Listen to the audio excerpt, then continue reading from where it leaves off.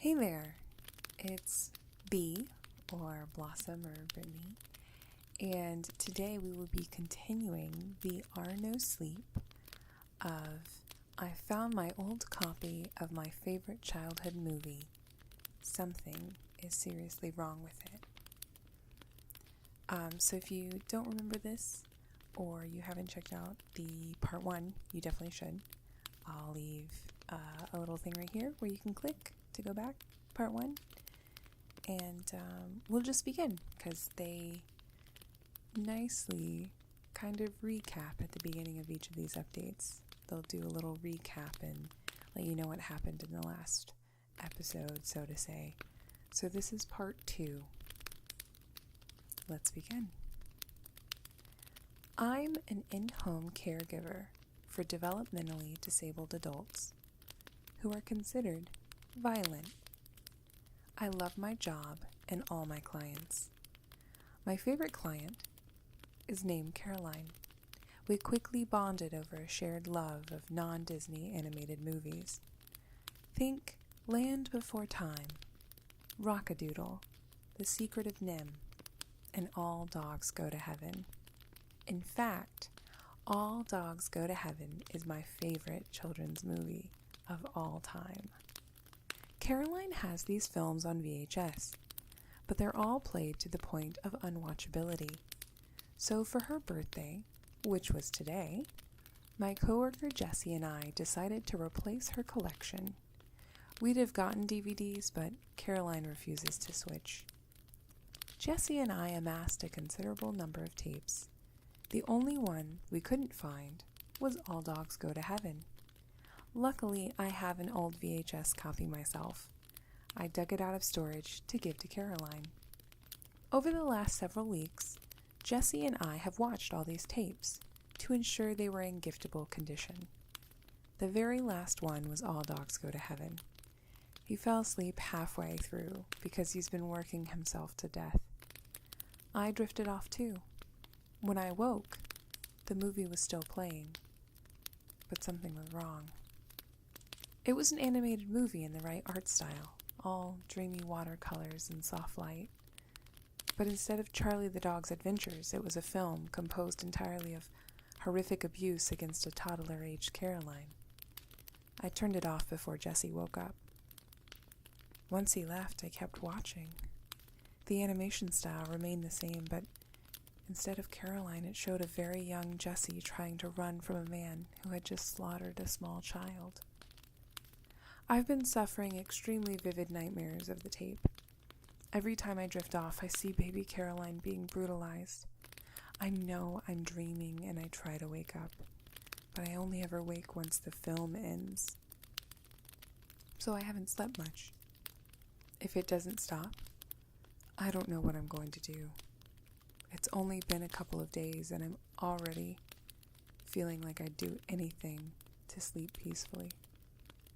I destroyed the video yesterday. Maybe it was stupid, but I couldn't stand having it in my apartment. Seeing it, knowing that it existed, sparked this dangerous, all-consuming anger I can't handle. It's terrible enough knowing that people you know, people you love, have been hurt.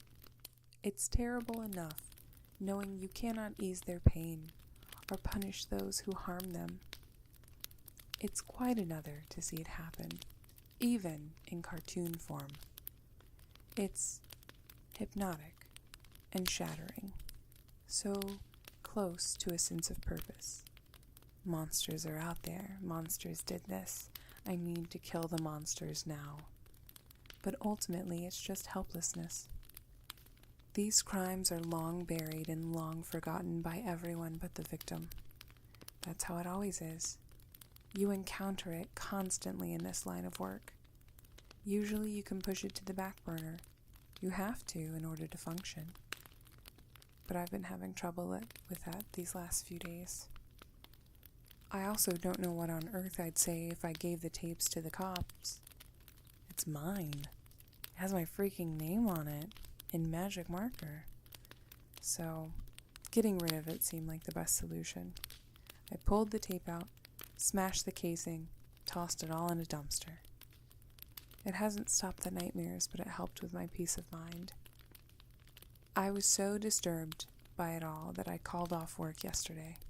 I wanted to call in today too, but it's Caroline's birthday, and no matter what, I wouldn't miss her party. So I went. Now, this is a hard job, and sometimes it feels impossible. Sometimes it feels like you just make everything worse. But today didn't start off like that. It was actually beautiful. All the clients crowded into Caroline's house for cake and presents. Even her housemate Mark, who won't talk to women under any circumstances, got a little present for her. Jessie and I wrapped each VHS tape individually to make it look like she had dozens of gifts. The tapes made her almost hysterically happy. Every time she unwrapped a new one, she'd jump up and down, run to her video cabinet, and replace the old cassette with the new one. It was wonderful. I'd finally done something, however small, that made her life a little happier. I was so emotionally high off this self-righteous little train of thought that I'd stopped counting the tapes. Caroline opened the last tape and danced around, showing it off to the other clients. This one. Watch this one. She speaks only rarely and in fragments, in a baby voice that's hard for some people to understand, but I never had any trouble. As the clients settled in to watch the film, Jessie came up beside me. "Hey," he said quietly. "Wasn't there something wrong with that one?" "What?" He blushed a little. "I don't know, maybe I'm remembering wrong. Last night, I thought you said there was something wrong with All Dogs Go to Heaven." "Yeah, I threw it away." "She's watching it now," he said patiently. "Did you throw another movie out by mistake?" I couldn't even breathe. "What's wrong?" Jessie asked sharply. "Nothing," I whispered. He glanced at the clients, none were paying any attention to us, and pulled me farther into the kitchen. "Really? Because you looked shell-shocked last night, and you look shell-shocked now. What's wrong?" "We have to turn it off." "Listen, I know you get along with Caroline, but she's been on her best behavior for you so far. You know she's put people in the hospital, right?" "Yeah. The last girl got hurt after messing with Caroline's VCR. She tried to punish her for something, and I'm not trying to punish her." "Do you think Caroline's going to know the difference?" He hesitated. "I can maybe stop it. She might listen to me, but why? What's wrong with it?" As if on cue, Caroline began to scream. Jessie gave me an unreadable look, then ran into the living room. I followed, fighting down a surge of panic. Cartoon toddler Caroline filled the screen, playing with blocks as the hideous clown man leered at her. The man's grin widened, spreading almost to his ears, and he began to hurt her. The other clients sent up an irritable chorus. "Stop screaming! It's just a kid movie. What, so you're afraid of Charlie now? Be quiet, I want to watch. Are you scared of Carface?" The other staff and even our manager, Diana, looked as nonplussed as the clients. "Caroline, it's just a movie," she said in a bright, chipper voice. "You liked this one, remember? You were telling me all about it yesterday. Look, it's just Charlie." I barely heard them. I couldn't move. The horrific images on the screen were paralyzing. Like I was in the dream again, unable to speak or even blink. But only me and Caroline saw those images, judging by the confused reactions. Everyone else was watching the right movie. Caroline kicked away from Diana. The other clients reached out to comfort her, but she shoved them away.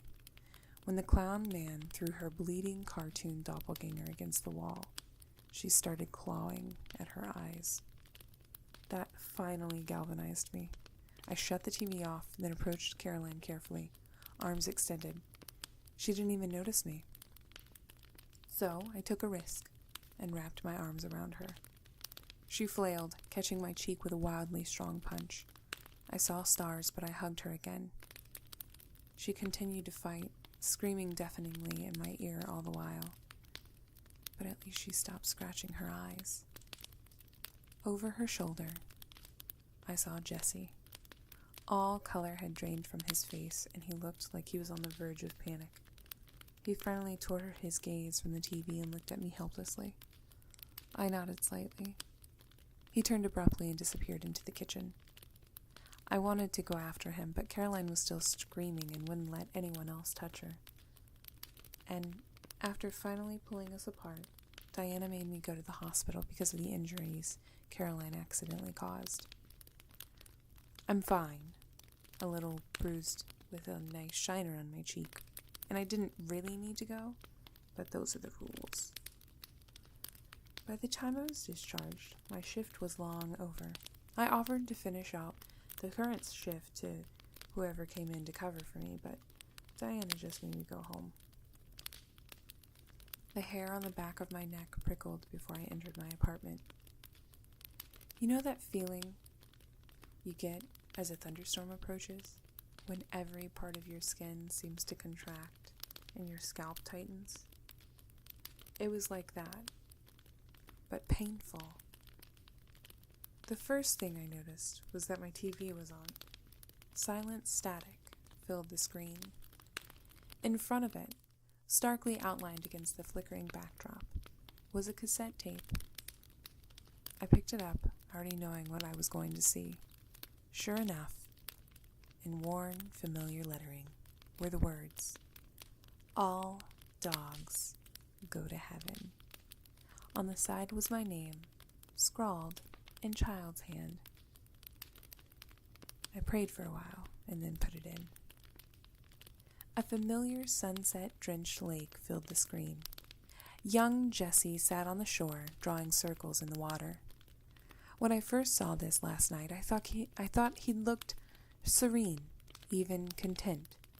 Now, with the benefit of hindsight, I could tell he was tense. Too still, too straight, practically thrumming with nervous energy. Even the beautiful animation couldn't hide. And I knew what came next. As the last ripple touched the opposite shore, a faceless man approached and put his hand on Jesse's shoulder. Jesse's face twisted briefly, then hardened. He stood and followed the man into the woods. They reached a clearing. Rays of dying sunlight filtered through the dark canopy, infusing the scene with a sort of lush, dreamy beauty, particular to these films. The man pulled up short and shoved Jesse towards the center of the clearing. There, among a patch of wildflowers, lay a small, dismembered body. The flesh had been peeled away. The rib cage cracked apart and opened to reveal viscera within. Cloudy eyes reflected the trees above. Jesse threw up and tried to bolt.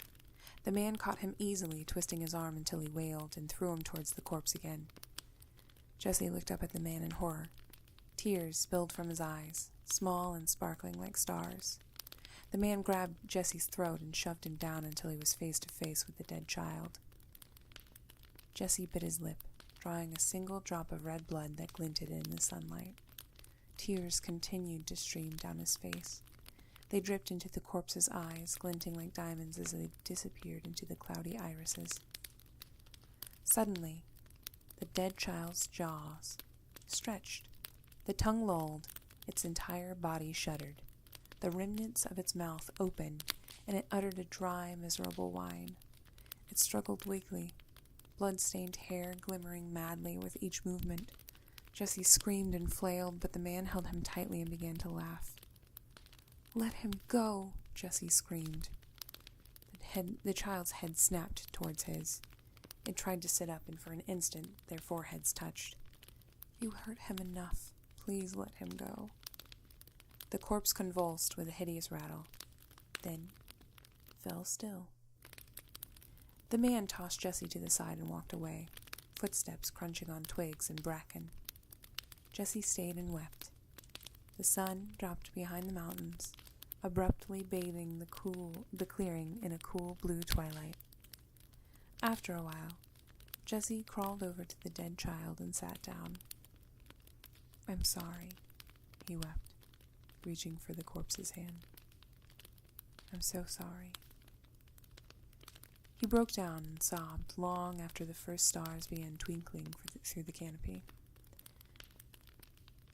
After a while, he ran his fingers through the child's blood-soaked curls, smoothing them down with a kind of skittish, horrific tenderness that broke my heart. Then he shrugged out of his shirt and spread it over the body, masking the horrific ruins of the child's face and chest. Breath hitching, Jesse curled up beside the corpse and cried himself to sleep as fireflies blinked to life and owls swooped overhead. The tape abruptly cut to silent static. After a while, I realized I was on my knees. Everything was sore. My heart hurt, and that anger, that dangerous, burning, insidious rage, was building so heavily and so quickly that the pressure physically hurt. I stared at the static and mumbled senselessly, trying to calm myself down. "That's it," I murmured. "You saw it. Don't watch it again.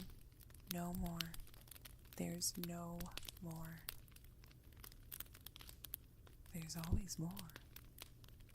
My heart seized as I whirled around. There was something on my couch, something that didn't make sense. I thought I was seeing things, that the TV static had imprinted itself over my vision and contaminated the shadows. But no. A long, inhumanly slender form perched on the back of my sofa. Its skin rippled and sparked with 100 flickering shades of white and black and gray. It unfolded spidery limbs and leaned in. "You will see it every night. Every time you close your eyes. Just like him. It will never stop. You will never rest." Blood thundered in my ears. My mind seemed empty, overwhelmed by a senseless, painful, familiar drone. The sound, I realized, of static. "Unless," the thing whispered, "you listen." It snaked forward until its head and face was less than an inch from my own. It filled my field of vision with that overwhelming, disorienting flurry of gray and white. "Will you listen?" I nodded once. Its head slid to the side and brushed against my ear. "Then surrender to your rage." That mad static pattern undulated over its body, hypnotic and beautiful. "The first name I have for you," it whispered, each word a ponderous hiss, "is William Matthew Hyde. I will help you when you find him." The TV shut off abruptly, throwing the room into darkness. Panic-stricken, I fumbled for a light. The lamp flicked on, showing an empty room. I've been sitting here since forever. It's late, and I have work tomorrow, but I can't sleep. I won't. I'm afraid. I'm afraid to sleep. I'm afraid to dream. I'm afraid for Jesse, terrified of what I saw in that film. I'm afraid for Caroline. And I'm afraid for me. I'm afraid of me. I don't know William Matthew Hyde at all, but I know enough because Caroline's last name is also Hyde. Caroline's family relinquished all legal rights to her after CPS responded to a tip and discovered horrific ongoing abuse. They knew the culprits, but Caroline is effectively nonverbal, and her family wouldn't cooperate. Because of this, none of her family or relatives are permitted to see her. Since no one was charged, their names were redacted from her file. But I have a name now, a starting point, if I start at all. I don't know if I will, but I want to, because I'm tired and I'm angry. God damn them all, I'm so angry. I hope you enjoyed part 2 of this Are No Sleep. Again, if you are enjoying these, please give us a thumbs up. Maybe leave us a comment and let us know what we can do better next time, or if you're really enjoying it. And be sure to subscribe. We've been putting out videos 3 days a week, Monday, Wednesday, and Fridays. Thanks so much for listening. See you next time. Stay spooky.